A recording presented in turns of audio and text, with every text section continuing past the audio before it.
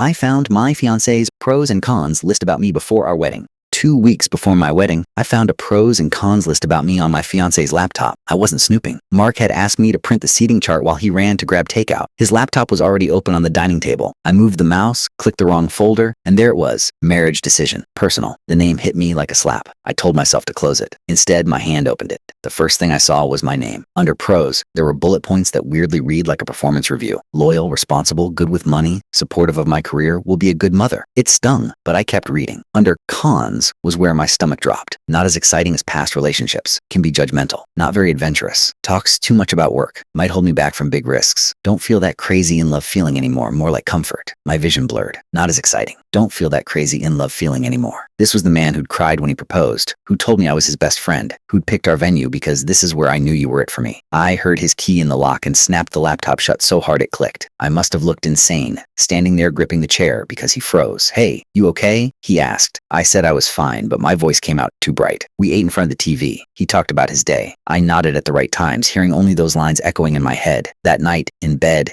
he wrapped his arm around me like he always did. Instead of feeling safe, I felt like a box he'd ticked. Loyal, responsible, good mother material. Not exciting. I barely slept. Every memory of us replayed with a new caption.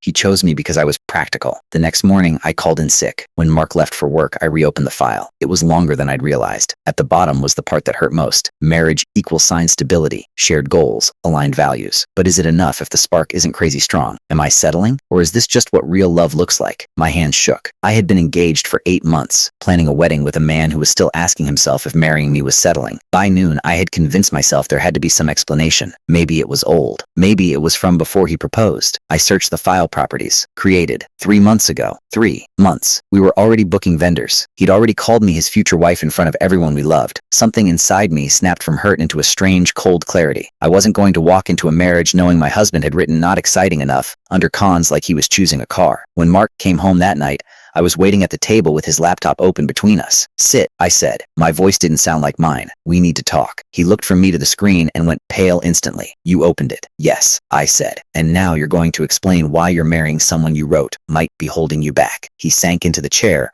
rubbed his face with his hands, and for the first time since I'd known him, he looked genuinely cornered. Follow for more stories.